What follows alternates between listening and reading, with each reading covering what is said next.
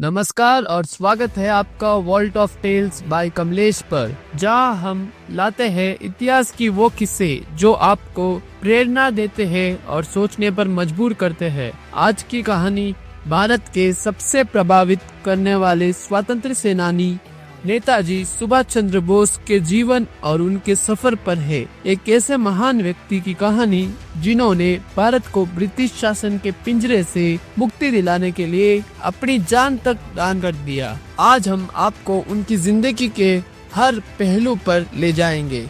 उनका बचपन, उनका विद्यार्थी जीवन, कांग्रेस में उनका उदय और गांधी जी के साथ मतभेद, उनका विदेश जाने का सफर, हिटलर के साथ संबंध, आजाद हिंद फौज का गठन और आखिर में उनकी मौत का रहस्य, जो आज भी एक अनसॉल्व्ड मिस्ट्री है।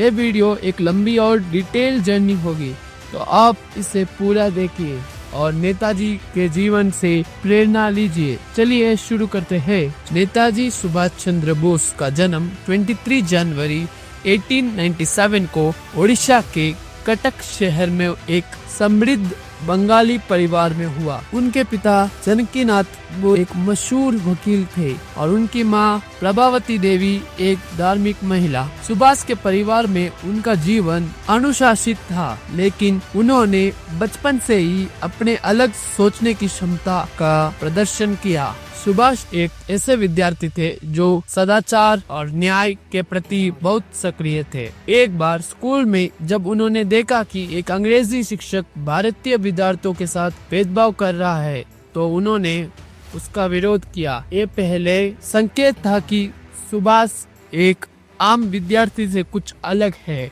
सुभाष ने प्रेसिडेंसी कॉलेज से अपनी पढ़ाई शुरू की और जल्द ही एक प्रतिभाशाली और अनुशासित छात्र के रूप में मशहूर हो गए। उनका सपना था कि वो भारत के लिए कुछ महत्वपूर्ण कार्य करे, लेकिन इसके लिए उन्होंने अपनी एक अलग राह चुनी। 1919 में सुभाष इंग्लैंड के कैम्ब्रिज यूनिवर्सिटी गए, जहां उन्होंने इंडियन सिविल सर्विस की तैयारी शुरू की। अपनी बुद्धिमत्ता और मेहनत के बल पर उन्होंने एक प्रसिद्ध एग्जाम पास किया, जो उस समय एक बहुत बड़ी बात थी। लेकिन उनका दिल उनसे कहता था कि वो अंग्रेजों की सेवा नहीं कर सकते। 1921 में सुभाष ने ICS से रिजाइन कर दिया, ये कहते हुए कि वो एक ऐसा साम्राज्य की सेवा नहीं करेंगे जो भारतीयों को गुलाम बनाए रखता है। उन्होंने लिखा था, मैं अपने देश के लिए जीना और मरना चाहता हूँ। ये उनका पहला कदम था स्वतंत्रता की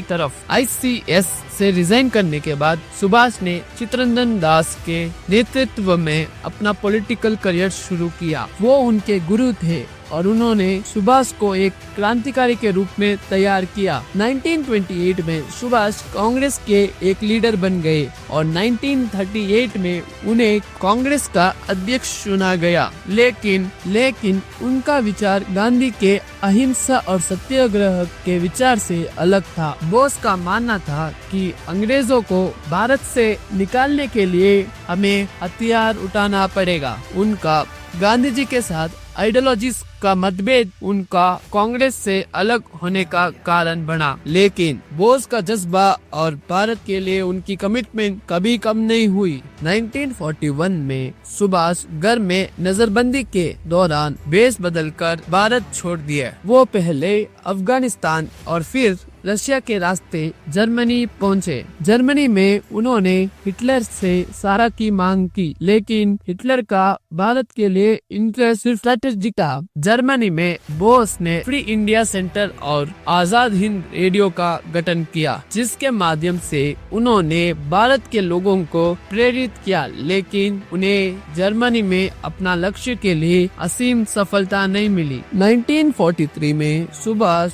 जापान पहुंचे, जहां उन्होंने आजाद हिंद फौज का गठन किया। इस फौज में 40,000 से ज्यादा भारतीय शामिल थे जो ब्रिटिश के विरोध में लड़ने के लिए तैयार थे। नेताजी का प्रसिद्ध नारा तुम मुझे खून दो मैं तुझे आजादी दूंगा हर भारतीय के दिल में एक जुनून बनकर गूंज उठा। INA ने अंडमान और निकोबार को ब्रिटिश शासन से मुक्त कर दिया और भारत के अंदर जंग लड़ने की कोशिश की। 18 अगस्त 1945 को एक हवाई दुर्घटना में नेताजी की मौत की खबर आई, लेकिन उनकी मौत पर विश्वास करना मुश्किल था। कुछ रिपोर्ट्स कहती है कि वो रशिया गए, कुछ मानती है कि वो सन्यासी बनकर जीवित रहे। उनकी मौत आज भी एक अनसॉल्व्ड मिस्ट्री है। नेताजी सुभाष चंद्र बोस के जीवन एक मिसाल है कि कैसे एक व्यक्ति अपने देश के लिए सब कुछ त्याग कर सकता है। उनका नाम भारत के इतिहास में हमेशा अमर रहेगा। ये थी नेताजी की कहानी, एक ऐसे नेता की जिन्होंने हमें सिखाया कि आजादी सिर्फ सपनों से नहीं,